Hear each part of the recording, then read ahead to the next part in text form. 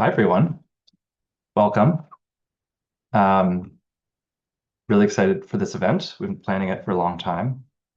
Looks like we have about over 100 people in climbing, which is really exciting. Um, Thanks for joining us. My name is Sam Naylor. I'm an architect and housing researcher. But I'm here speaking to you now because I'm also co-chair of the BSA Housing Committee and an editor of the next State of Housing Design publication, of which this conversation will be included. And which will be published early next year by the Joint Center, which is a continuation of our State of Housing Design 2023 book, which you can find on our website for free. Today's talk will focus on design competitions and specifically ask about their utility for building new housing on public land. Excuse me, coming off of a rough cold. Uh, New housing on public land and how they can be used to elevate fairness, transparency, and design. But first, I've been asked to highlight some recent events or upcoming events from the Joint Center after this. So on Thursday, March 6th, the Boston Housing Authority Administrator Kenzie Bach will give the 25th Annual John T. Dunlop Lecture on the past, present, and future of public housing. This will be in person at the Harvard GSD and online. And then on March 7th, which is a Friday, Justin Katz, a Mayer doctoral fellow, will present a talk focused on, quote, did mortgage rate locks lead to rising house prices? This will be online only. And then on Thursday, March 12th, will be a really exciting event, which is the release of the America's Rental Housing 2026 report. There'll be a presentation followed by a panel discussion. This is a report the Joint Center puts out every year, and this is also online. All these events, more information about them, how to tune in, are on the Joint Center's website. Okay, now for today. The agenda is that first we're going to hear from Susanne Schindler, who's going to give a short presentation on the impact of design competitions in housing, and then that'll be followed by a moderated conversation between Rebecca, Kathleen, Joseph, and Tim. And I'll introduce them a little closer to that.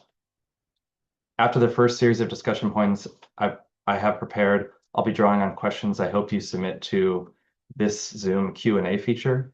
So you can submit them anytime, and they'll be reviewed by our team and then filter up to me. So that will happen after probably like 30 or 40 minutes of discussion. We can get to those.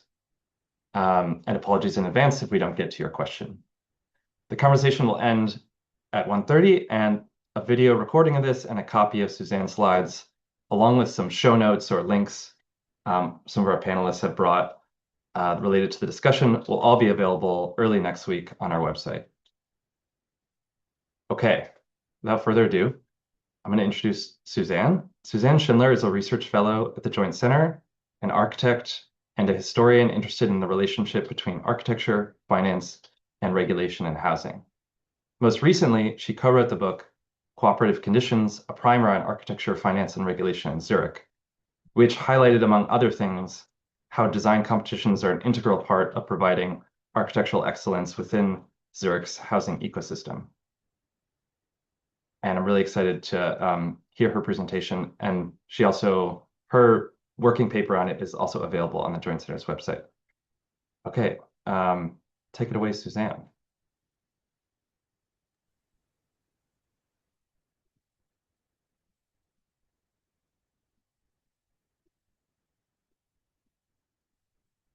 Hello, are you seeing this? Everyone? Looks great. Excellent. Sam, thank you for the introduction. Thanks for everybody who makes this happen behind the scenes. And thanks for the panelists for making time to discuss what I'm proposing in this paper. Thank you for everyone for tuning in from across the country or even beyond. So my working paper is available for download at the Joint Center, as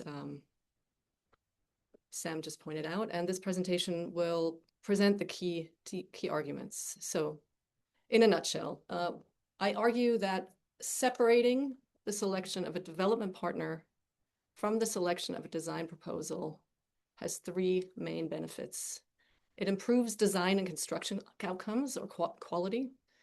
It creates opportunity for emerging firms through fairness, and it promotes trust in public process through its transparency. So that's really my main argument. And as Sam indicated, we'll be focusing on cases where publicly owned land is used to create new housing as sort of narrowing in of this argument.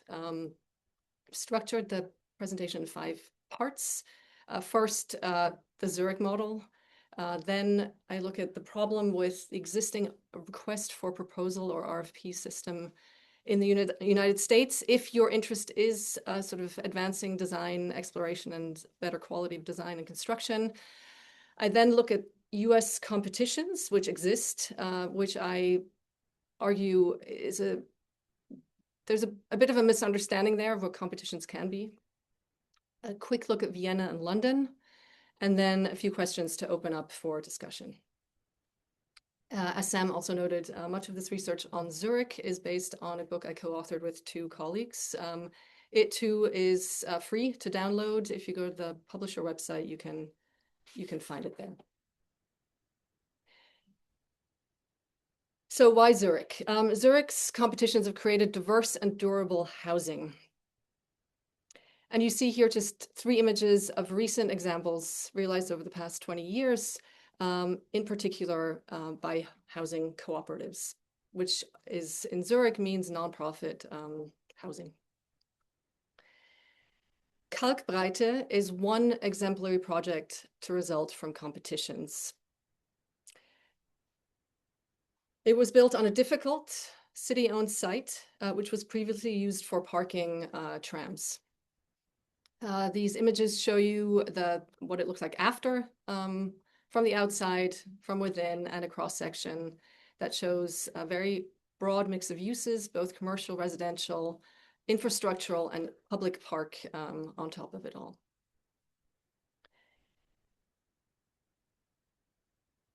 The floor plan in some way should speak for itself. It's a courtyard building that includes a wide range of unit types and sizes, from clustered micro units to 4 or even 5 bedroom apartments. It also integrates what will be known as accessory dwelling units, which you can rent for a limited time, which you can see in the dark yellow up top. So how did competitions contribute to this outcome? Kalkbreite involved 2 competitions.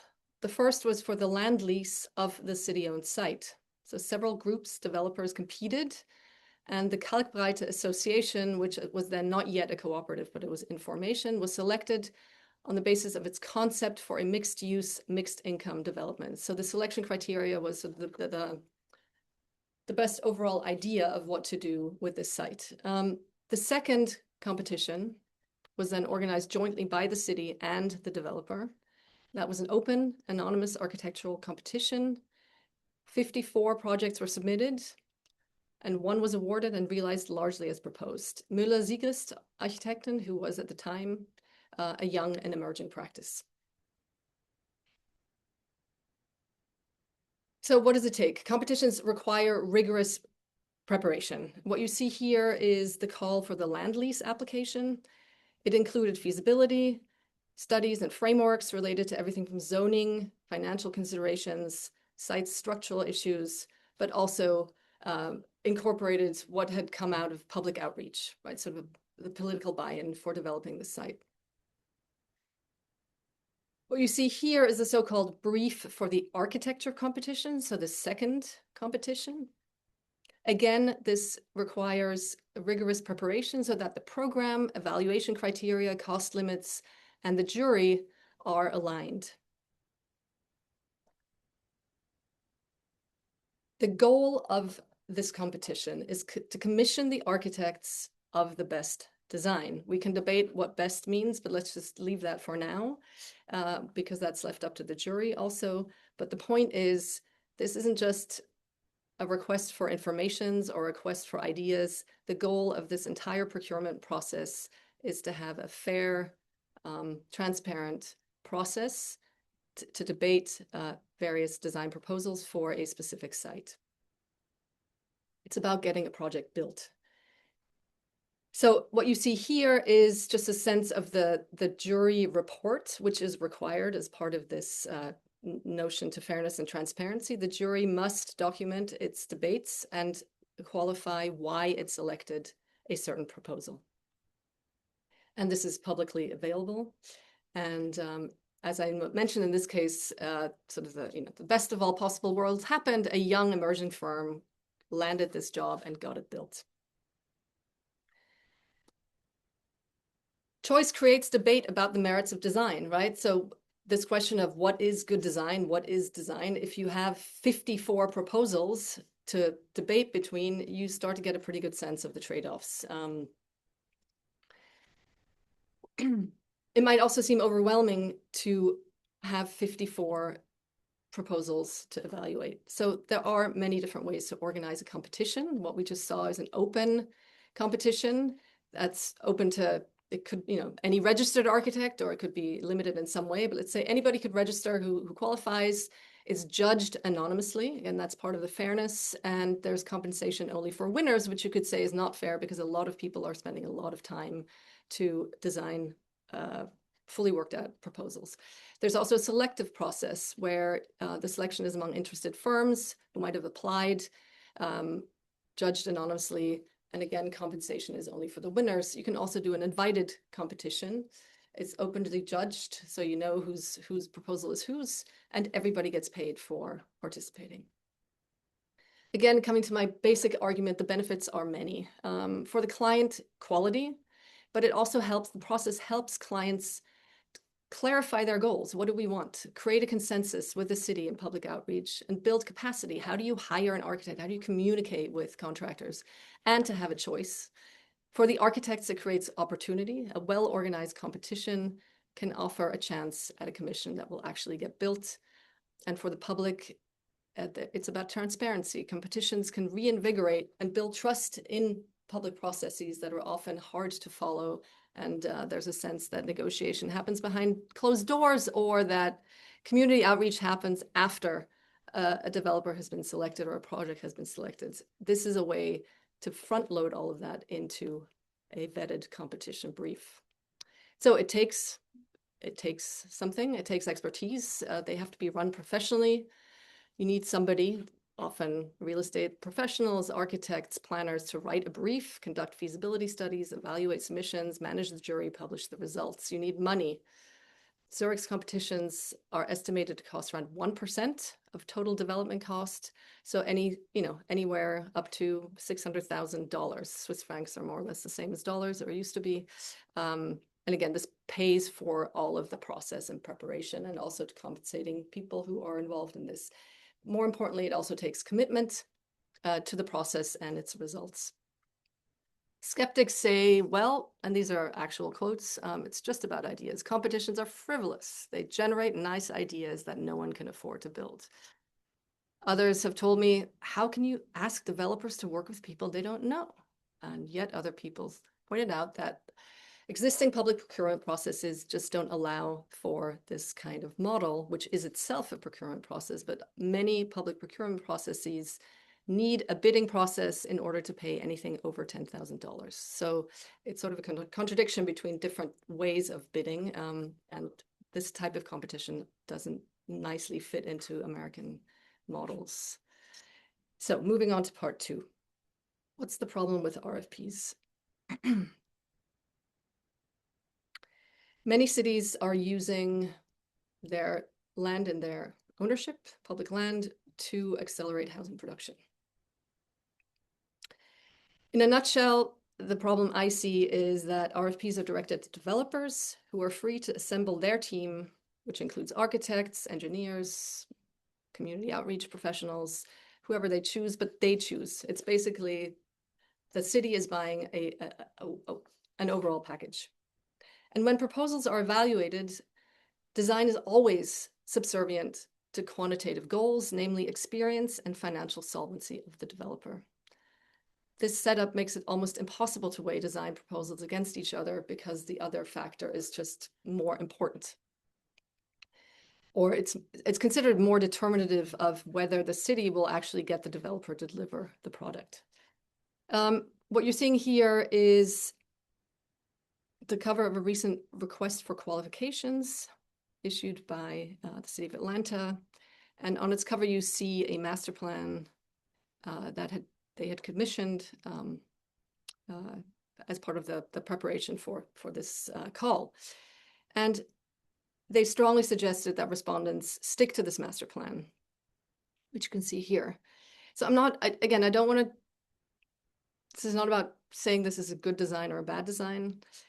It's pointing out that the process made it impossible to explore alternatives, both at the urban design level and in terms of the architectural typologies. They were essentially a given in this RFQ.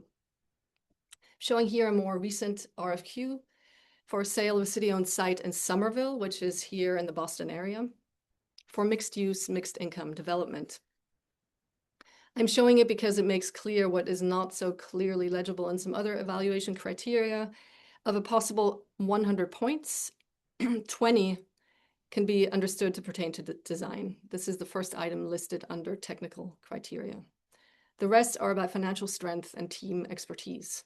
Again, there are reasons why that is that case, but this means that the developer who will be getting this piece of land is essentially, it's entirely up to the developer to decide which architects are hired or what that design will look like.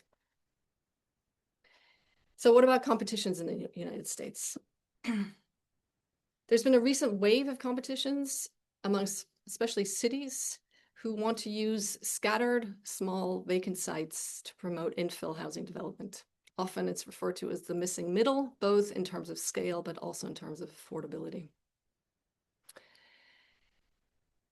This has happened in New York,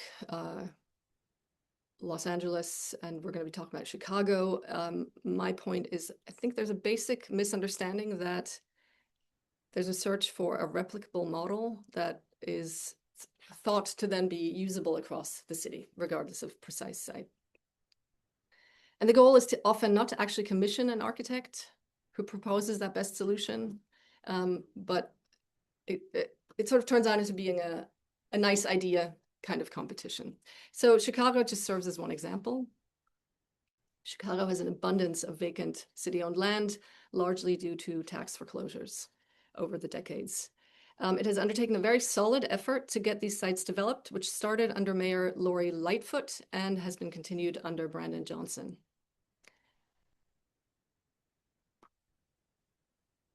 As part of this initiative, Maurice Cox, who was then the planning commissioner of the city of Chicago, organized an invited design competition asking around 40 architects to explore 4 common typologies of housing in Chicago and expand them and develop them. You see here a selection of selected designs. Cox had launched that competition with the explicit goal of avoiding what had happened in an earlier competition, just about 4 years earlier, that was called the Disruptive Design Competition, which essentially had the same goal: develop a housing model that could be deployed across Chicago's vacant sites. That had stalled and nothing has been built to this day. What you see here is the winning design entry by Greg Tamburino.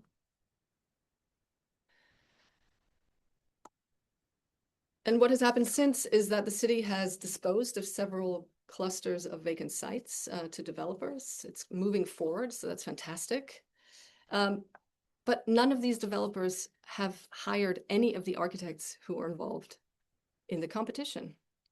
So my point is, why even organize a competition?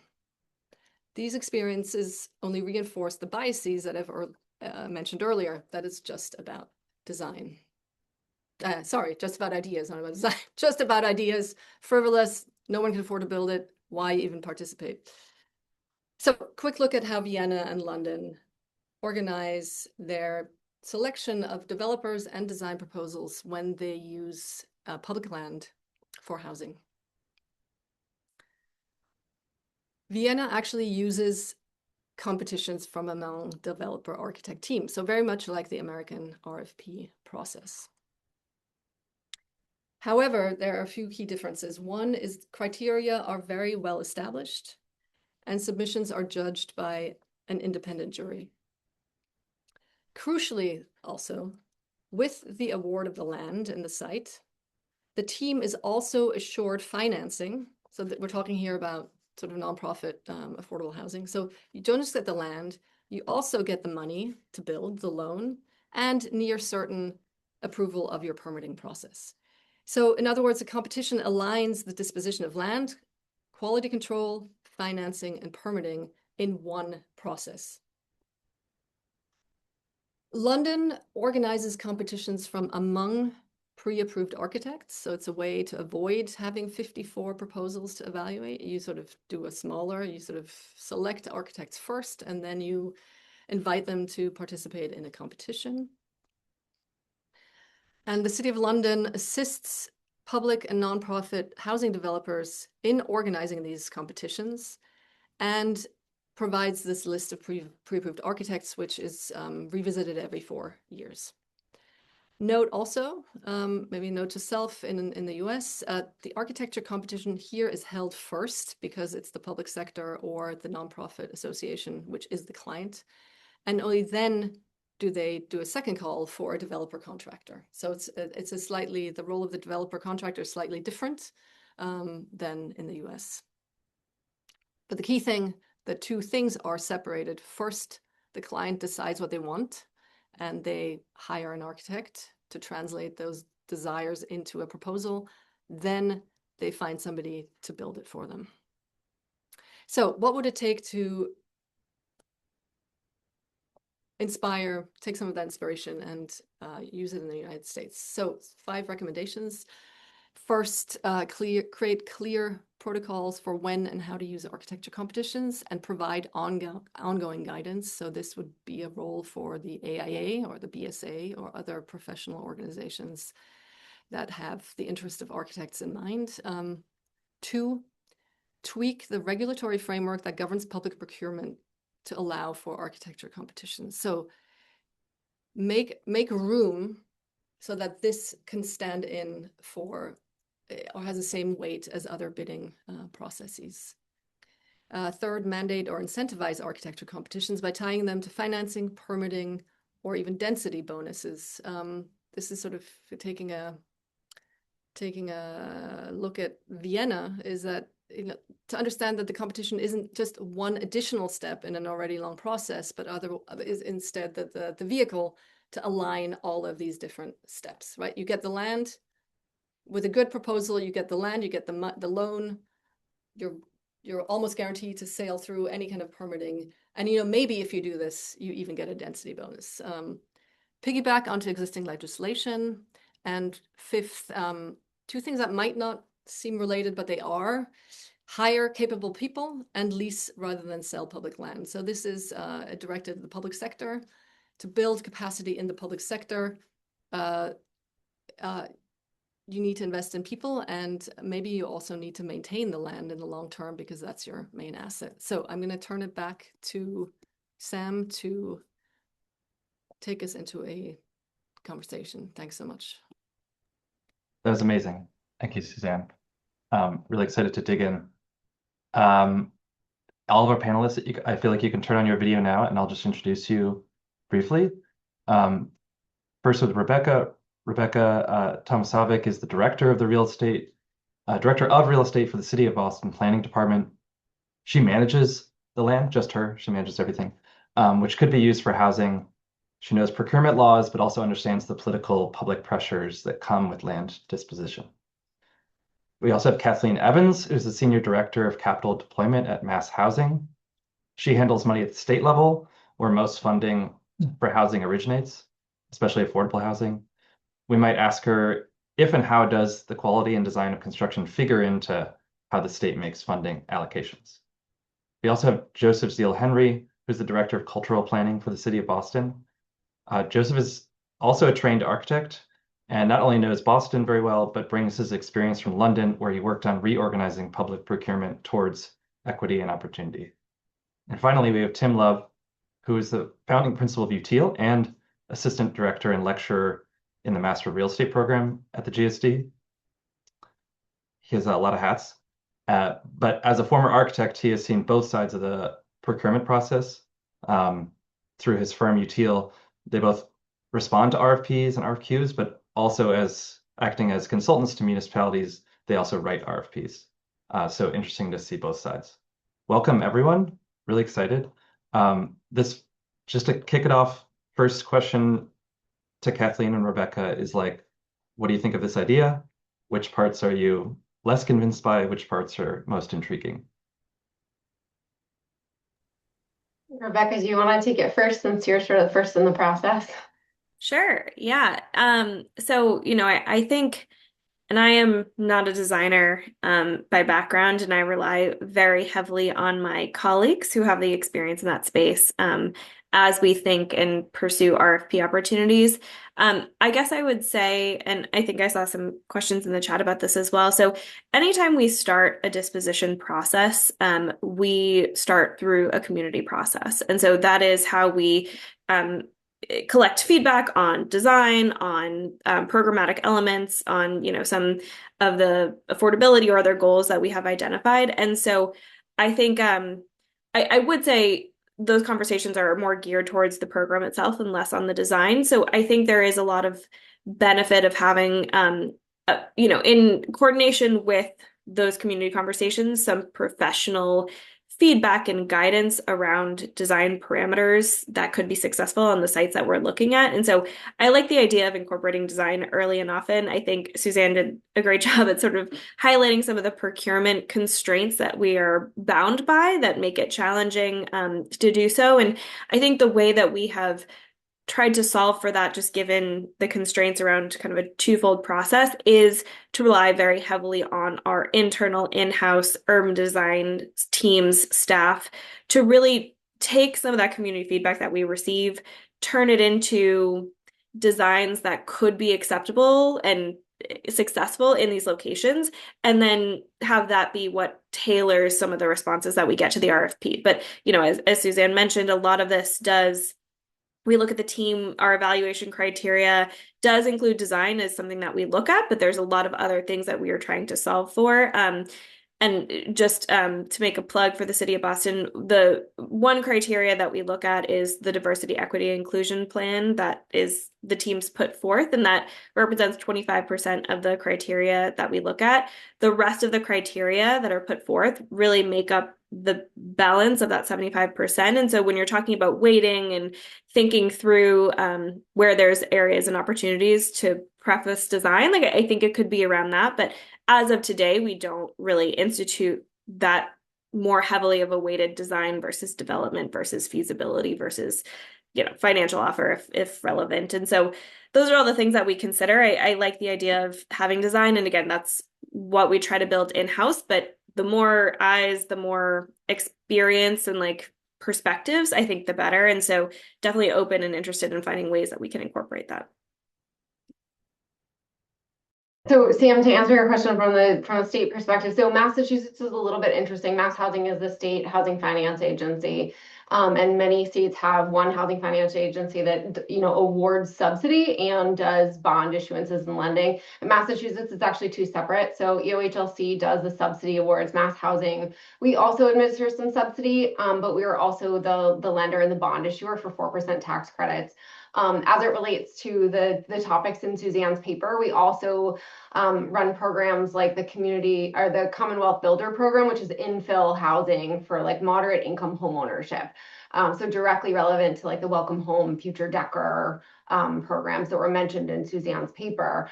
But from our perspective, I think this element of bringing design in earlier, because we're the lender here.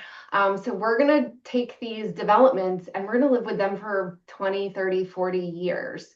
So understanding the homework that Suzanne discusses in the paper of getting ready for that procurement and thinking about not just what is going to be the cheapest to build, but what is going to be the most effective to operate and is going to be the most marketable to residents, maintenance, all of these things, that's incredibly appealing to us as the lender, right?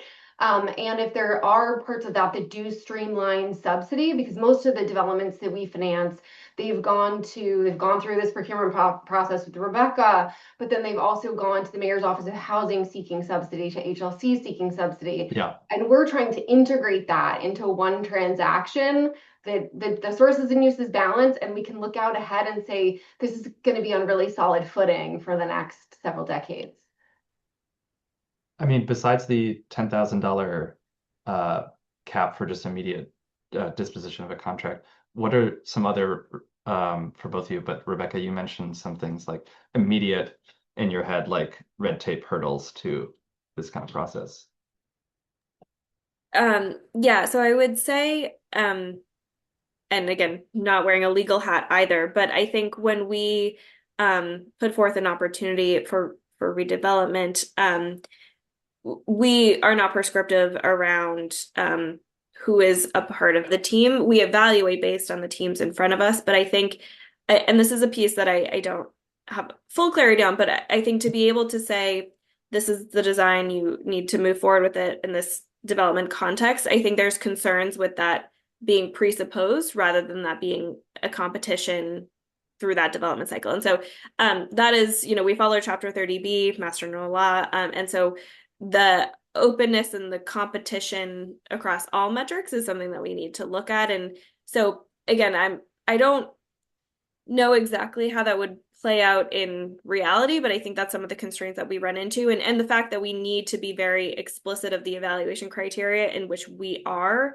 evaluating these proposals against. And so again, as I mentioned, I think there is some flexibility in our creativeness around what that looks like, but at the end of the day, we need to be validating and proving that the evaluation criteria that we were explicit about is what led to that final decision. Yeah, that makes sense. Okay, bringing in Tim and Joseph, and because we talked about writing and design and how it's valued, what percent, but also like qualitatively, what are we looking for? How do both either of you write in the value of design to procurement documents? And how do you convince developers, but maybe more importantly, like people from the city or whoever owns the land, to take design seriously into account in the criteria? Do you want to take that first, Joseph? Okay, I'll take it first then. I think maybe to back up a second, I Yeah. think the broader question here is it's the question about how much the priorities that are set even for the design competition get to a level of detail. It's a question about where the problem solving of a particular project happens. Does the problem solving happen when a municipality or mass development or Kathleen hires a consultant to figure out a site because government's very reluctant to issue RFPs until they get a better sense about what its potential value is, which means that there has to be a feasibility study. And then there's a consultant that in a way is doing a very private, secretive design competition of their own to help figure out what the highest and best use is. And then once government understands that, their predilection is to include all those criteria that's going to lead any architect to pretty much the same solution. And those are the same kind of metrics that drive underwriting for financing and things like that, which is the parking ratios will be like the game will be set by already knowing what the answer is. And so any architect that is going to meet the criteria in an RFP kind of ends up doing more or less the same thing. That's my experience on both sides of this. And I think what you and Susanne is promising is no. You're tamping down the possibility to come up with a more creative, innovative, and socially productive solution if you don't overly frame what's possible ahead of time and let, 10 invited architects or 100 uninvited architects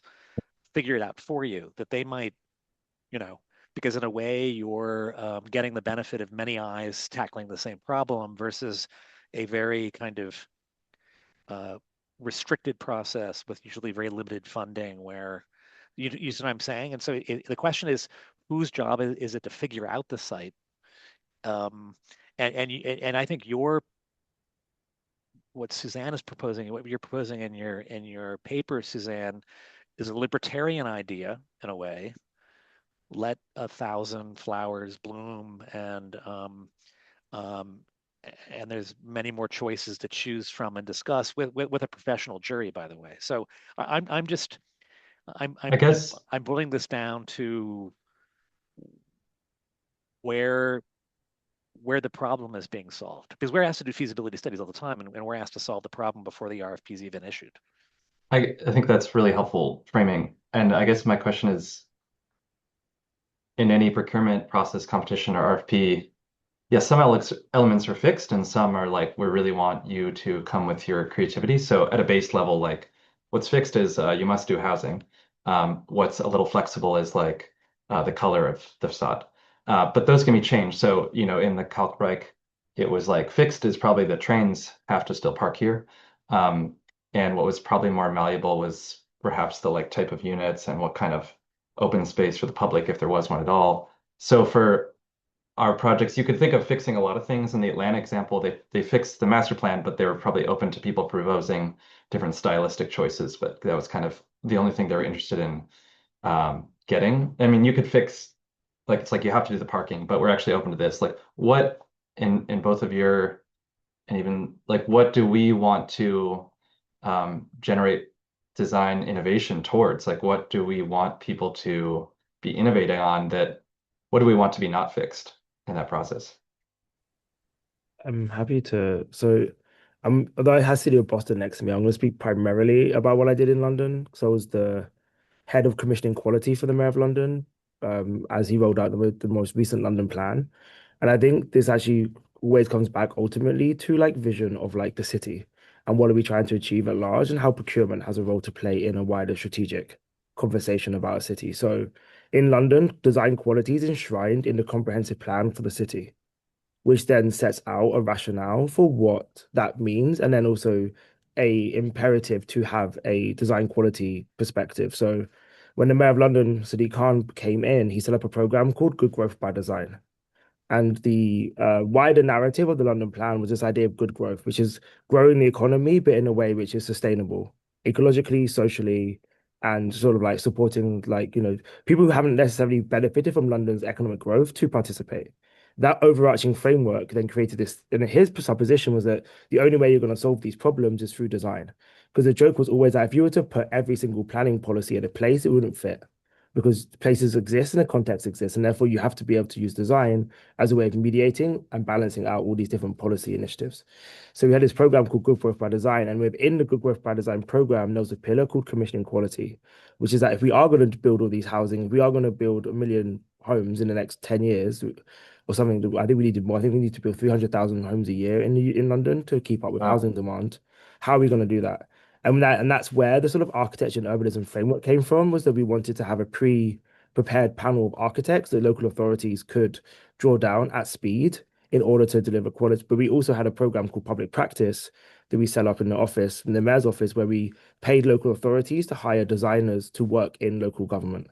Because one of the things we realize is that you can try and deliver as much as you want, but if you don't have the expertise in local authorities or delivery partners, it doesn't matter, there's a break. So the mayor invested £10 million into the housing capacity fund, which was just to pay staff, like designers, to work in government to help unlock all of these sites that we had. And then it's interesting, because so then on one hand, there's this like really sort of structured procurement process. On the other hand, like in the UK, you would never just dispose of land without retaining an interest in it. And the reason we would always retain interest in it was to get leverage around quality, around environmental standards and things like that. So we also had a program called the small sites for small builders, which was disposing land, but we specifically would only dispose of land to very small micro builder enterprises. But that was actually a builder-led program where we didn't stipulate that they like how they would hire an architect, because we were kind of interested in what kind of combinations would come forward the way if the government was a slightly more hands-off. And I think just one of the very interesting outcomes of that, though, but we did do feasibility studies on all the sites before they were disposed. You have 3,000 publicly owned sites, small sites, less than a quarter of an acre. And on one of them, we worked with some architects to do a feasibility study, and they said, we can get 27 units on the site. one of the developers came forward with an architect called Peter Barber, who specializes in very high density housing, and got 100 units on the same site that we thought we could get 27 on, half of which were affordable. So, like, I've seen how each two different paths can lead to great outcomes. But I think the thing that united both of those approaches was the London plan enshrined quality as a strategic priority for the city, and enshrined like housing design guidance, commission quality. Those were all strategic goals for the mayor. So that by the time you get to a competition, all the layers of the conversation are coordinated. And I think that is like where planning and like strategic vision is like really critical in this conversation. I don't think it's really hard to do good procurement if you don't have a strategic vision that gives you the reason to push quality. You need both. That's fantastic overview. There's so many things there. Capacity building, strategic vision, aligning a lot of elements. Do you have there's the good Peter Barber example. Are there other specific examples you have from that context where that you were most struck by the, I don't know, impact power of design in, transforming an outcome that you didn't expect or the city didn't expect? And I'm specifically thinking about ways in which it's not just about density, but about other ways design can align those strategic priorities of the city. I think it's also just remembering that, like in the Mayor in the London in London, the team I worked for was set up by Richard Rogers in like 2001. It was the architecture and urbanism team. Then it became Design for London, and then it became very boringly named as the Regeneration Unit. So it got less exciting as time went That on. sounds fantastic. Yeah. But the mayor, rather than having a chief architect, the mayor appointed 50 architect advisors. So no, not one project would go through either planning or disposal without one of the design advisors being involved. And it was Mhm. everyone from people like Farshid Musavi, David Chipperfield, to like emerging younger architects. It was like a mixed generation of, and obviously it was like trying to herd cats, trying to get 50 architects to like think in a like public service model was a bit of a nightmare, but it was worthwhile. And then there was a project we commissioned called the House for Artists, which we did do through open competition. It was a new sort of housing model, and the architects who won because of their approach to fire safety. And they basically found how you basically doing like double loaded external deck access, which you would never do in Boston because it's way too cold. But like basically allowed us to remove all corridors from uh the units, which basically increased like the living space by 30%, making them like much better places for people to live. And that then is like a model of like that sort of like the floor plan model they came up with hadn't really been like figured out before. Actually, interestingly, the architects were British, but they actually cut their teeth in Zurich. So they were actually coming from Zurich and they were coming over to London. That sort of like approach to like just opening it out completely to who had the best idea wins. But then the biggest complaint we had in London was that, particularly when we procured this framework, so the framework had 100 places on it, would have over 2,000 submissions. If you then were to combine every single submission by how much resource they put into it, that's probably like tens of millions of dollars of like wasted labor. Because if Yeah. it's only 100, so there's always that ethical balance of like, if the more you open up the process, the more IP and labor you are potentially going to waste. So it's really hard to like strike that balance. You're invited to my next event, all about deck access housing in the United States. So stay tuned for that. I see Suzanne's furiously scribbling notes. I don't know if you have a question to kind of respond to everything we've heard thus far. No, this is a fantastic conversation. There's just one interesting tension between whether we are asking architects to solve a problem that hasn't been asked properly, which was what some of my interview partners asserted that, for instance, in the small lots competition in New York City in 2018. Again, there's a pro and con, as Tim and Joseph said, like that maybe architects will solve a problem that others haven't solved, but maybe for a good competition, you do need to have, I don't know, you have to figure out, is it financially feasible? And then one question they had for Joseph is, was the financing there? Is it in London? Is it easy to then actually get things built, which is like a whole other, which is what Vienna does so well, right? So all this to say, yes, architects can problem solve, but sometimes you also need the question to be asked before, right? So what sort of, Tim, what you were describing, who's actually asking the question? Yeah. Go, Tim. Yeah, I think one of the other interesting questions, and Joseph was getting at this, is a chicken and egg question, which is I like the Zurich model that the developer is chosen first, but they're on the hook to abide by the competition that follows. Because I've been talking about this issue with Sam and Suzanne for a while now, and it's, there's the teaming model, which is the model in the U.S. too, the model like Vienna, and that's I'm the consultant for the 195 redevelopment district in Providence, and that's the model. And design is a higher percentage, at least in terms of the ethos with the commission, than the 20% I think that was being shared.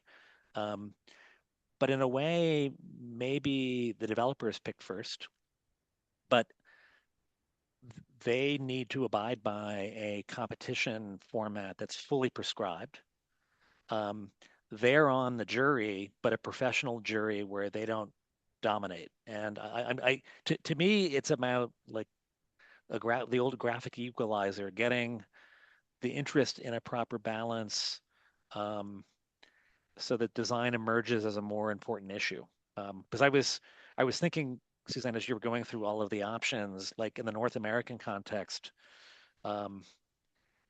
what could change the way things are done a little bit? Because my experience with the way things are done, even where design is on the table and design is a requirement for an RFP submission with the 195 district, I think the jurors in that case are the governor appointed commissioners who are not design experts. Some of them have construction background, and they're often persuaded by really cool renderings. And so what design is and how it's qualified based on the audience that's receiving and interpreting the designs is an issue, because on the one hand, there's innovations, Joseph, like the exterior access solution or Peter Barber's scheme that stack things on top of things, although his proposals are also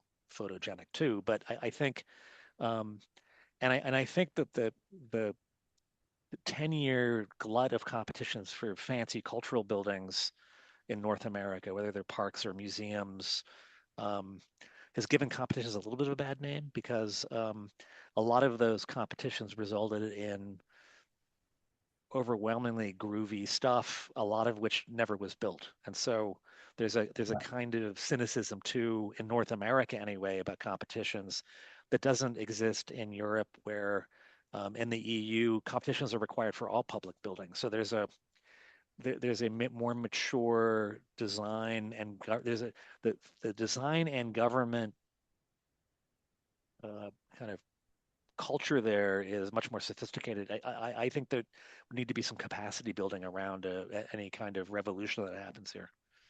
I said I seven think things. Sorry about that. no, I mean, I'm going to thread it together because there's a lot there about accountability. And I mean, we have bait and switch of design, like show a pretty render. Oh, we can't actually afford those balconies. Like, and the city's like, well, we still really want it to happen. So they, of course, let them build because it's still new housing or something. There's also bait and switch of developers or people that can't actually execute the project. And we have, in any environment, like Maslow's hierarchy of needs, it's a pyramid, where maybe the first step is we just need housing because we're in a housing crisis, and like we just need to build it, and then it's designed like the second tier up, that like if once we can build it, we can make it better for people. I mean, I hope we could walk and chew gum at the same time, but maybe to Kathleen or Rebecca, like, but anyone as well, how do we balance those things? Like, is there just a problem of execution here, or in America? You're nodding. I think that's like building capacity in the different silos. I think it is key to it, right? So actually having designers understand there's a project that Mass Housing financed, that Tim's firm designed, and part of the procurement process, or part of the public process, was this beautiful rooftop deck. And it is the most transit-oriented design, and it's at the intersection of the Silver Line and bus routes, and it's this beautiful rooftop deck. But some of the funds that we use to make this a viable financial product require HUD approval, and HUD has these rules about noise sensitive activities. And having that rooftop deck there for resident use is a noise sensitive activity, and it can't be open if the train's going by honking its horn. So we actually had to, and thankfully, like the end solution was quite elegant thanks to Tim's team. But this was a thing where we are saying, okay, we're seeing this problem. We're sending it to the project manager at the developer. The developer's elevating it to somebody who's the head of real estate, who's calling Tim's team saying, what do we do about this? They're calling the city. Is it okay if we have relief from this regulation, from this like requirement of the design process that we went through? That's so clunky, and that adds time and that adds cost. Whereas if we had said, actually been more integrated in the beginning and said, how do we achieve this? What is the elegant solution up front? We probably could have made things happen quicker and more cost effectively. But just the train noise thing was something that no one would have known where to look to know that it was even a regulation. So, well, it's so funny because like we would have, right? We would have. And so that's one of those things where some of the best RFPs that we see is when like the actual issuer of the RFP comes to us early and says, hey, like ultimately this is something that's targeting a source or a program that you administer. Anything we should know? And we can say, right, like in the Commonwealth Builder program that we use in the city of Boston, there's specific goals about equity building for historically disadvantaged populations. So we can say, like, this isn't going to be a thing where we're going to be okay with a ground lease for these reasons, right? And we can tell you that up front. If you're targeting this development for this financial product, let's talk about it. And we could tell some of that stuff. But I hear you, architects, maybe that's not on the radar. Interesting. Rebecca? So I think Kathleen just hit the nail on the head. There's so many interdependencies when you're thinking through the development process. And I think, an unfortunate, in an effort to get things done, get things built, we try to constrain the RFP process to as quick as we reasonably can, acknowledging that we're asking these folks to put together a comprehensive proposal. But I think, as Kathleen mentioned, there's so many things that come out of the woodworks, like post designation, during the permitting process. And I guess I have some reservations about how much of that can actually be identified up front, especially when you don't have as much prescriptiveness about the program. But I do think that's something that we need to get better at. We need to be more like explorative based on community conversations, based on this like draft document, and looking to our partners to try to identify those perhaps pitfalls, guardrails, so that when we put this out there and in a very constrained timeline are asking people to put together a design that is responsive to all the things that we're trying to achieve, at least we've identified those pitfalls. But then I think that also serves the counterpoint of, if we put too many guardrails, it does actually constrain the design itself. And so it's kind of like this, I don't know, It's a tension. Yeah, the implications of that are kind of the opposite of what we're trying to achieve. And so that's the part that's really confusing. It's like we do operate in a bureaucratic environment, and we need to be cognizant of all of those rules that do impact design. So we want to share those up front, but we don't want it to stymie creativity to the extent possible. and more due diligence, it costs more money and, ahead of time. Joseph? I was just gonna say, like, I was shocked when I came to America about how regulated you are in every single aspect of your lives as a No, society. we're the country of freedom. And I think it's really interesting. Like, I was at this conference where they had like people from Europe and people from America. Like, it was actually about creative cultural development, but like all the American capital stacks were like solar whip paintings. There's like 100 different funders, all these different, each funder has its own. And then the Europeans would be like capital stack, one funder, government. And so when you're the organization funding and disposing and procuring, you can kind of align policies and regulations to be streamlined. When you have like all these different organizations, and also we don't have state government in the UK, so city government is regional as well as local. So it's just one less. And I think the other thing that's really interesting, and I talk about this a lot in Boston, is we don't have zoning either in London, which means that it's like not only can the city not, we are legally stopped from telling people what they can do with their land. So we can't zone land. The only thing we can do is protect industrial uses and certain like uses from like certain types, but like we cannot say on this plot you have to do this. which means that every planning process is a negotiation and every project is a negotiation, where the ability to be disruptive or the ability to bring forward different ideas is much more open because the government is limited by how it can tell people what it can and can't do. And therefore, it means that our planning process is like almost entirely strategic and entirely like narrative based because we don't have the power to say you have to do this. So, if some we might say, this is a housing zone, but if someone wants to also put, as long as they meet their housing numbers, they want to put a circus on their site, that is kind of fine. There's nothing stopping us from saying that. And I think that's a real example. And that was court. They came and said, well, we want to do this housing, but we also want to do Cirque du Soleil. Like, what do you think? And it's like, okay, cool, why not? And I think these are things that like make the city, like in London, such a strange but like enduring place is how mixed it is, and you never quite know what you're gonna. I do think that like this all comes back to planning and what is deemed acceptable, and I think this is one of the challenges in a city like Boston where it's a very difficult city to comprehensively plan. It's a very difficult city to adapt because it's old. It's like, look, it's like again in London we could like invent more land by flipping the green belt into brown belt and then flipping that into like development sites. Like Boston doesn't have the ability to grow lots of in the same way that other cities can. So each city needs to have its own tailored response to the challenges it faces. And I think the point is, I think the thing that the mayor did, which was most important, was the creation of public practice, which is this idea that like making in London historically, most architects worked for the government. Like private practice was the rare thing, but public service architects was the main until about the 1970s and Margaret Thatcher sort of generally abolishing everything. Then architecture became, but for a long time, architecture was a public service. And I think the mayor was very interested in bringing that idea that as an architect, your primary career should be in public service and working for government and bringing your skills and your talent too. But then the other thing, just so you know, when I went from architectural practice into government, my salary doubled.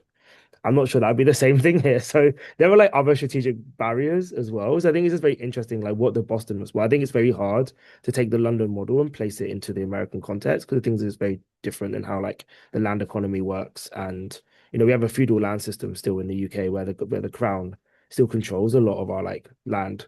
And actually they're very useful people to work with, weirdly, because of their interest in design and sustainability. And they think in hundreds of years rather than decades.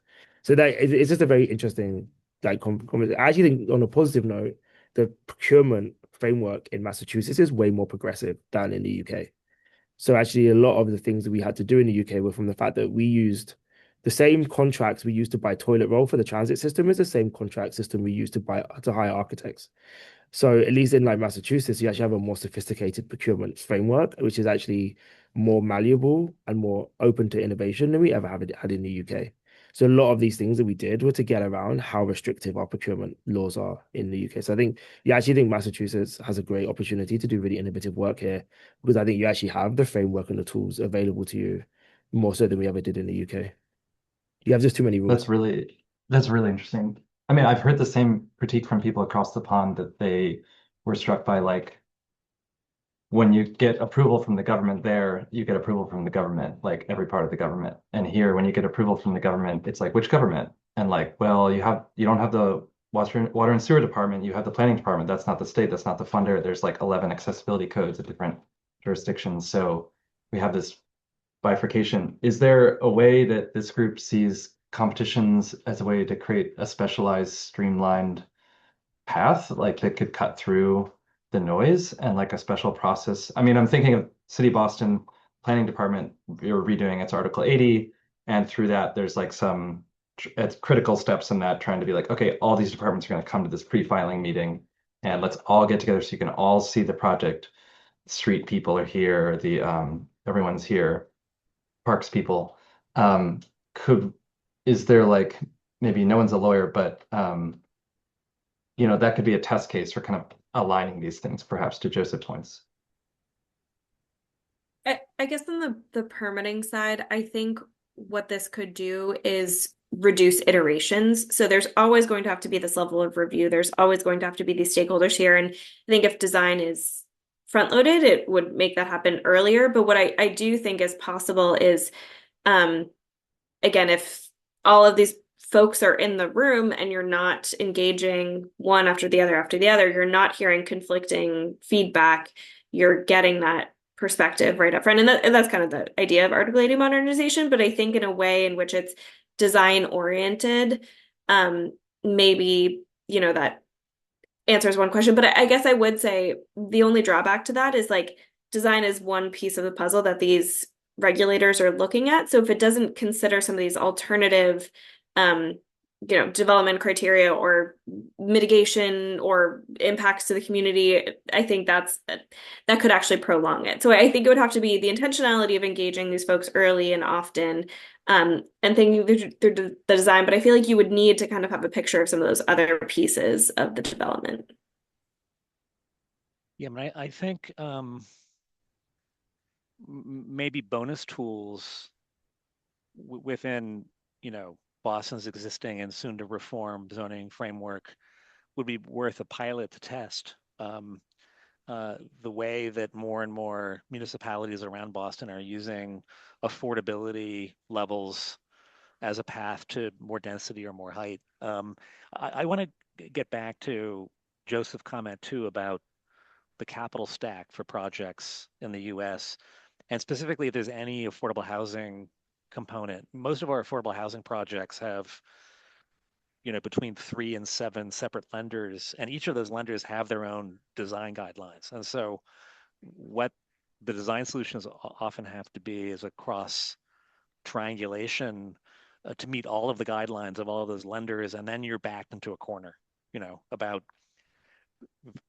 particular distances between X and Y, net to gross ratios, and your freedom to innovate around circulation armatures or unit sizes are out the window usually. So I think the issue might also be that we're just the regulation isn't just on the government side, it's on the lending side, the underwriting, the criteria. And if you combine the building code expectations of the city based on the city's priorities, whichever city you're working in, and then the lender's requirements, you're in a pretty constrained chessboard, and so I don't know what the answer is, but I do think I think it's worth the public sector trying this as a series of pilot projects where we have some influence, whether it's the city of Austin or the 195 district or some mass development projects we're involved with. Yeah, I mean, to be clear, I think it is most of the subsidy lenders, so the folks putting in soft money more than the first mortgage lenders. But again, I think one of the things that's like our standards at Mass Housing are that it's well designed and well built. And for us, that is like you have selected an architect and a general contractor that we think can pull off this design that was approved at the local level. And then we try to get out of the business of like, where did you put your window and what color is your refrigerator? But the things that we really do look at, and I mentioned this before, are like the systems that are going into the building and how is it designed and how is it going to be operated and maintained. And I think like I just would put another plug for moving those things into the conversation too, because I think that is very compelling to government. I would rather lend to a project that is 10% more expensive, but I can put 20% more debt on because it's such an efficient building. And that is something that I think we in the public sector, when we talk about procurement and bidding and land disposition, we are so focused on that upfront TDC and not so focused on the long-term operating needs. Because, if I can fill up more of it with permanent debt, then I don't need to put in as much subsidy. And that's a conversation that gets lost a lot of times. We'll do something that's cheaper upfront, but leads to lower resident quality of life, lower performance standards, higher maintenance costs over time. Joseph? Yeah, I think that was like a key thing in that we had to, well, at least in my experience, is like really like rebranding design away from it being like an aesthetic, a primarily aesthetic concern into one of like quality of life. And like I think at the same time this was happening in London, there was also the Quality of Life Foundation was set up, which was about like being able to measure, like actually measure the quality of life of like the built environment and give like a framework. There was also a social value framework where the government basically created a like social value financial metric. So you could basically weigh social value for the first time which then was embedded into procurement, where as Rebecca was saying, like 10% of our procurement was based on like diversity, like, and that wasn't around like that was like the supply chain diversity and also like commitments to training and workforce development by the architects.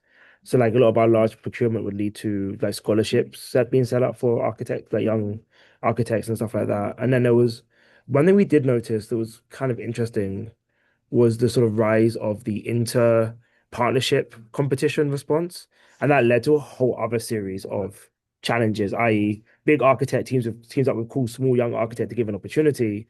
And then small architect feels like they've been bullied out of the conversation as the project goes further forwards. And we had to then start developing like partnership and collaboration agreement contracts. So a lot of the work we did in London ended up becoming like legal and contractual because that is often where the challenges were faced. But I think that big thing about like what is designed for is such a big, and actually to us that was much more about like again, someone in the Q&A talked about density. It was about like unlocking density, so delivering housing at much higher numbers, things around quality of life. The mayor was particularly interested in like how to unlock better quality of life for young people and children.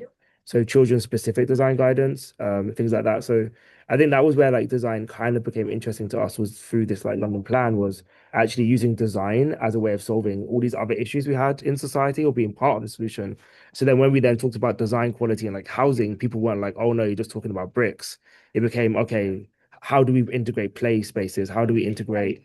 We had one of our designer guidance advisors did this drawing of like the standard bedroom size for like children, drew a child playing with Lego, then you realize no matter which way the child faced, you couldn't fit. A child couldn't lie down and play with Lego in their room with a bed and a desk and all the requirements. So we had to shift our housing design guidance when you start bringing these other perspectives in. So I think that idea of like bringing design as like a touch point for all these different like wider quality of life needs was also that's a 20-year fight that the GLA, the City Hall in London had with our local authorities and national government. So, and I think that was the thing that was interesting is our work was basically like interpreted locally, but then also interpreted at a national level.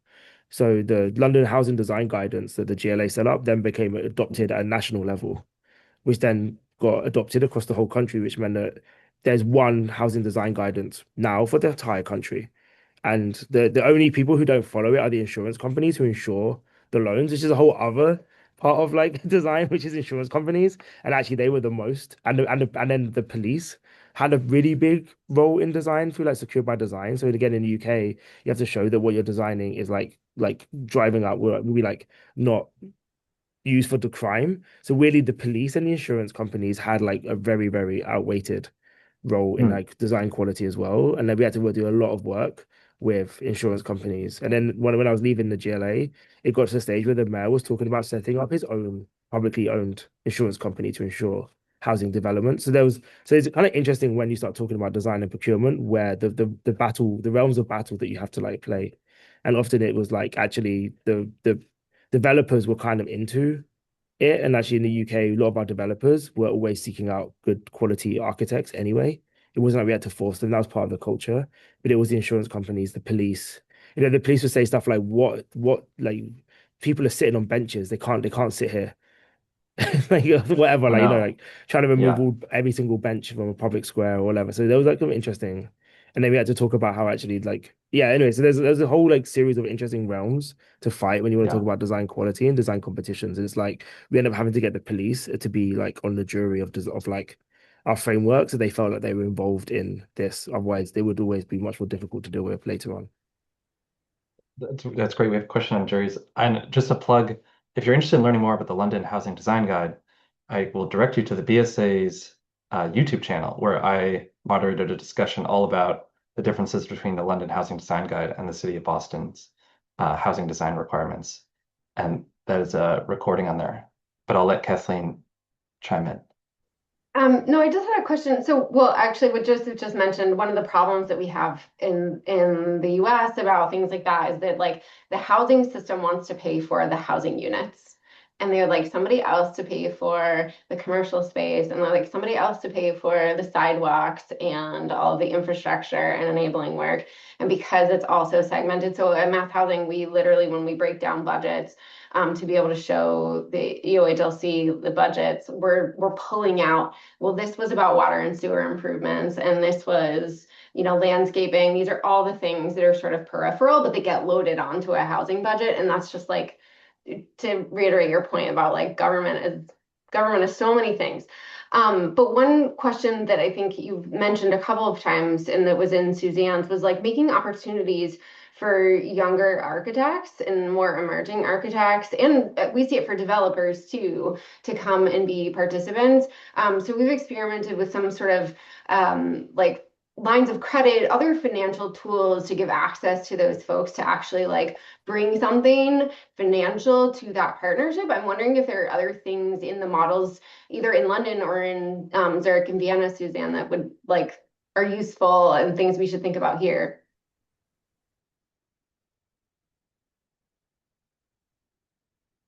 I don't know. I'd have to look into it. I the this is just one tiny example, and it's focused on making competitions possible. Is that the city of Zurich extends interest-free loans to organize a competition, and you don't have to pay them back until the building is occupied, right? So this has nothing to do with your more targeted question, Kathleen, of how to make it possible for smaller, younger, more emergent firms, both, and I like that you pointed both to the developer and to the designer side. Yeah, that's just one example, right? The availability of easy funding that's large enough and cheap enough and patient enough to allow for some of these things to happen, rather than to have to piece it together from 7 foundations. So. I mean, maybe to speak to 2 challenges to young emerging firms, which I am one, is, I mean, one, still financial. I mean, affordable housing especially has quite a lag start-stopness in the invoicing you can achieve. And so a design professional often becomes kind of a bank, and that's impossible for a small firm to fund. So that's a financial challenge, which maybe could be solved with a spreadsheet. Another challenge is just the like criteria of experience, that like you need to have done 10 years of this or have 10 built examples, and just like impossible to do something if you haven't done it before. Some firms will like buy another firm so they can get into that market. I'm really intrigued by Joseph's the London example of like teaming, because that seems like a great opportunity where if you didn't have this kind of expertise, or you needed, I don't know, the state or city needed some sort of verification, it's like that's a backstop that like in any case they're backed up by this bigger firm. But I think, yeah, the diversity in use of developer or architect is, I think, maybe a really important part of what competitions can do, and I think a really interesting one to spurring innovation on both the developer and the architect. We have, Yeah, oh, go ahead. For a real life example, there was a big master plan for a project called Meridian Water, which was like a large publicly owned site. I think in bringing about 30,000 homes forwards, and they ran the competition through the mayor's like architecture and urbanism framework. And we've stipulated in the competition brief that they had to pair up with small and emerging firms as part of their criteria. And then, Hmm. and it had to be like substantial elements of the project. Like they had to be able to specifically say they will be responsible for XYZ thing. I think I'm always skeptical of this, like always clamor for emerging architects, because they have to have experience at some way. But when we worked on the architecture and urbanism framework, and this is where someone else also mentioned IP. This is where the IP thing becomes very like critical. So you might be very experienced as an architect, but your firm hasn't built much, but you've built a lot for someone else. Can you Yeah. use the work that you did in other architects to boost your CV or not? That was like a big question. A lot of the larger firms were quite okay with letting smaller firms use the work they did elsewhere, as long as they were credited effectively. The other thing that we removed, so when we built the architecture framework, we did a few things differently than before. One is we removed minimum turnover requirements and it subjected everyone to a credit check instead. So, you can have like really high turnover, but your business could be a mess. You can have low turnover, but be doing it for 20 years and you're very stable. This idea of like minimum turnover being a threshold, we've removed. We removed it from before you had to show five previous examples. We changed it down to like one to three, but and we changed like building a school doesn't mean you can only build schools. So relevant, we shifted what we meant by relevant experience into more technical about delivering certain types of like work packages.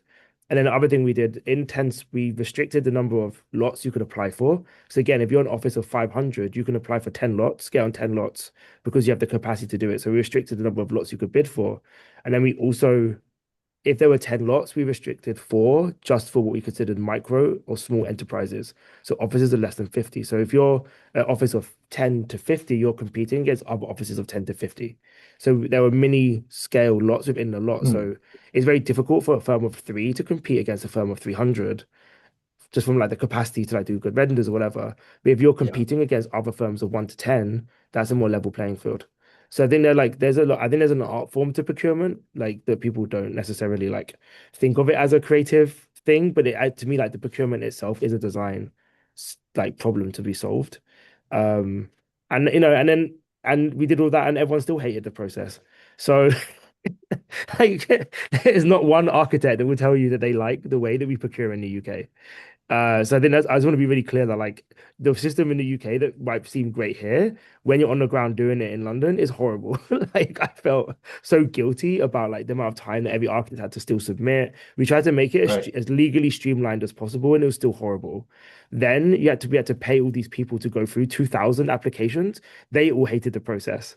It was supposed to take a year to procure. It took 2 years to procure because actually, when you start making things more fairly, it slows it down because you have to have more checks. And so there is no good way to do this. I think the way that we tried to approach it was to be really transparent and be hands up to be like, this is going to be horrible, but we're telling you upfront it's going to be horrible. And we told everyone how bad it was going to be. And if you still chose to participate, then you did so with your eyes open. And I think that actually worked quite well, but I still got slammed. And then the landscape architects were really annoyed that there wasn't a landscape lot. So yeah, there's always something. And I think that idea that like this is a malleable, ever-changing design project is like actually as soon as we were honest about it, the architecture industry were a bit more open to working with us collaboratively on how we can do this. And then what happened is that the London Practice Forum was created, which was a coalition of small firms who then had like their own advocacy that they'd use to push procurement or push, you know, different ways of contracting architects. So there was a lot of like that conversation happening, very similar to what the BSA does in Boston. There was a similar sort of self-organizing happening in London as well to push local authorities to be more progressive with their procurement. That's so many interesting things. I am, it's good to hear that. I like the idea that it's a process and it doesn't have to, we don't have to get it right away, and to understand that we can keep changing it. Um, I would be remiss if I didn't ask at least one question from the audience. And there's a few about the jury selection that I feel like we didn't quite talk about in depth. So what is the value of an external a jury, and who is it comprised of? How does that help design choices? And what was the political background created that external jury? What are the goals of a jury? I don't know if folks here want to chime in on like who they think would be most valuable, who's actually missing from the current choice selection process. Um, I think maybe it's better to talk about the future we wish to see rather than specifically this Zurich example. Well, most of the, we serve to municipalities and state agencies also as a peer reviewer to evaluate architect developer submissions. And typically, we're not a jury, we're just peer reviewers and advisors for decision makers who are commissioners or government bodies, and I think, or a mayor or redevelopment authority. And I typically it's, and this is quite common in Massachusetts, it's typically an architect, urban designer, and somebody from a real estate consulting firm. The real estate consulting firm is evaluating, often a financial pro forma is required as part of the submission. And so the design and the feasibility of a project are reviewed simultaneously. And then there's a conversation about likelihood of success relative to the design merits. And I think in most of those situations I've been in,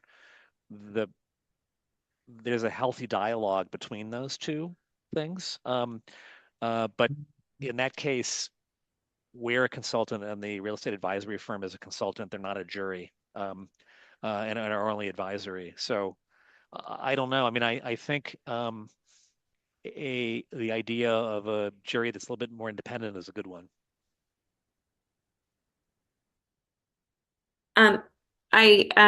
We have maybe not with Tim directly, but we certainly do. And when we evaluate proposals, bring on an advisory group to work with us. I think for a lot of, especially our larger scale dispositions, what we do is set up this body, we call it a project review committee, but it essentially is made up of nominated or self-nominated community members that are reviewing the proposal in tandem with us and I guess speaking on the components of the proposal that they think are more highly advantageous or less advantageous. There's a lot of benefit to that, to having community voice, and I think that's really important as we are, delivering projects in the community.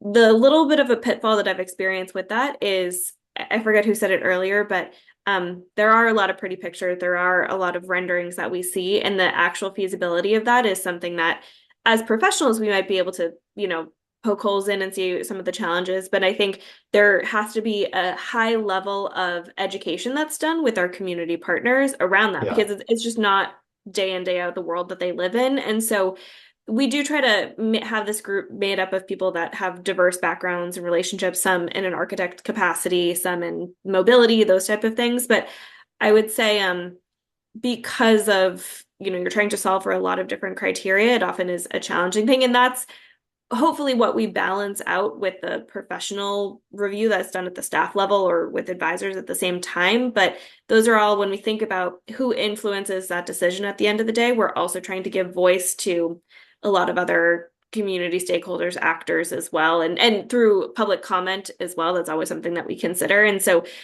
I think there's an element that could be possible in the future to have a design partner and architect and that's not involved in this process thinking through that with us as well.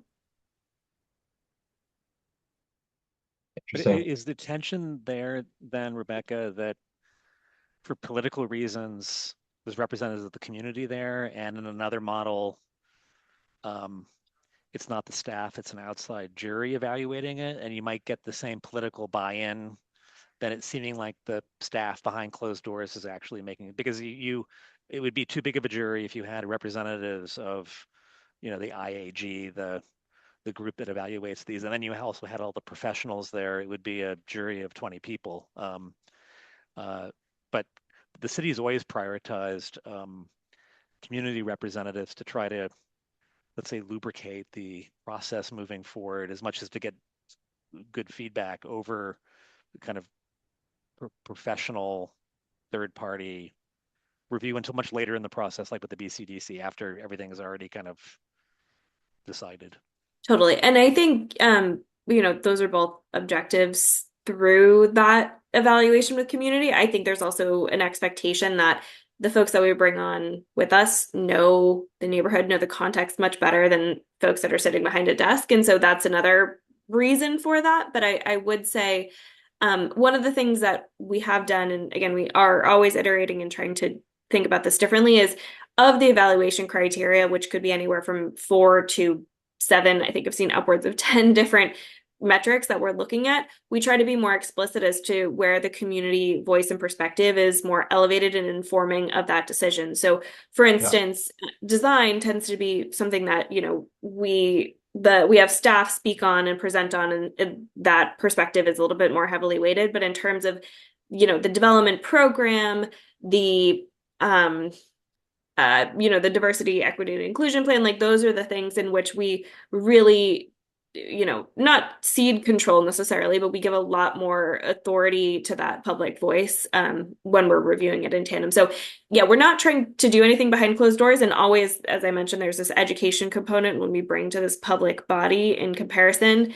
But we try to be very explicit as to like the criteria we want this group to focus on, whereas things that would be staff or a third party analyst that is working with us on, like just trying to be explicit about that from the beginning.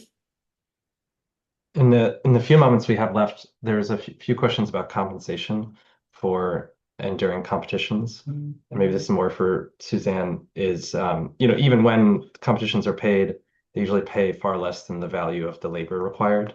And then sometimes they're not even paid at all, except for the winners. I mean, RFPs and RFQs is within the ecosystem of a lot of free work that developers and architects are doing as part of, you could say, their marketing budgets, but it's also a lot of wasted human capital. So how do we control the amount of time needed to participate in a potential competition? Yeah, there's as with everything, there's pros and cons. So in Zurich, some of the architects we spoke to, they considered competitions that's their R&D. That's where they research. Where there's sort of a freedom. There's not a client already telling you what to do. That's actually where they can develop something. And they're well aware of that. Many tens of thousands of dollars or Swiss francs that costs them in a way. So is that a marketing budget or is that a research budget? I don't know. But and there's also a lot of debate about the fact that there are hardly any open competitions anymore in Switzerland, precisely for this reason, that everyone's like, well, it wastes too much time. Like, what are the chances? Which at the same time, there are less opportunities then for people who want to participate, right? So it's sort of a trade-off. But yeah, fundamentally only like the first three place winners are paid. And then there are usually some honorable mentions who also receive some money. Like, so, a proposal that's selected because it might not be feasible to build economically, but actually advances a new idea in an important way. So that's part of that. But yeah, it's all, who said this? I think Joseph. There's no good way to do this. Everything has its pros and cons. But I do want to maybe follow up on one point that Rebecca made. I think the submissions in sort of a strictly architecture competition in Switzerland, the submissions are all vetted before they get to the jury, right? So depending on how strict the brief is, if you don't actually deliver the square feet you're supposed to deliver, maybe you're eliminated. You don't even make it to the jury round. But there's a question, I think, in the Q&A of how much flexibility there is in responding to the how many numbers of apartments, how many sizes, what types, or that this question between fixed and flexible that Sam brought up. And I think there's a movement to making it more flexible, in part because there's a lot of redevelopment happening in Zurich, where entire housing developments are torn down and replaced in the name of density and energy efficiency. And there's been a lot of pushback against that. And so now the more recent wave of competitions has allowed for the option of saving some of the existing buildings, right? So they're trying to write less prescriptive and more open design briefs. But yeah, the compensation question is a big question. Joseph, do you want the last word? Well, we did one of the things I started doing in London, which I wanted to do more of, was doing like 2-day or 1-day design charrette competitions, where the issue was always like, how do you get a shortlist together? So the framework, so say for example you have like 5 or 6 architects on a framework, you could figure, if you paid them all like $3,000 to attend like 2 days of charrettes, in the grand scheme of the total project budget, that's probably like 0.05% or something. So there is like money there. I think the issue always is in a city like London of 10 million people, and like it seems to be as many architects as there are people in the city. How do you like get a sense of like who the people to invite are? It becomes a really challenging question, and there's a whole sorts of questions around access, around like who gets access to opportunities. But I do think the remuneration point is a really valid one and a really critical one. But at the same time, in the UK, if you are an architect and you can write your R&D labor off tax or get a tax rebate. So actually, with the office I used to work for, we would just count up our time spent doing competitions, submit it to the R&D department of government, and they basically would write that off your tax burden. So I'm sure there's like some, I don't know, I assume again in America, you'd have more like laissez-faire attitude to like tax rebates. I don't know, just assume that might be the case. So again, there might be a way for architects to use that as officially as innovation or R&D, and that might be something they can write off their tax. So I don't know, that there could be some interesting like loopholes, or I don't want to use loopholes. There could be some creative ways of like the architects using competitions as an R&D like value generation for their firms. I'm sending that to my accountant, and I'll let you know what he says. Yeah, that's a really good idea. Well, I'm happy we made this an hour and a half because there's a lot to get through and we could probably keep talking. Thank you, everyone here, Tim, Joseph, Rebecca, Kathleen, Suzanne, Chris, Aaron, James, David, everyone at the Joint Center and the BSA. This is fantastic. So we're going to transcribe this and cut it down for content for the book, but this whole recording is going to be available on the Joint Center's website, along with other documents that relate to the conversation. So thanks, everyone. Have a great weekend. And yeah, thanks for coming. Thank you, all of you. Thanks so much. Much.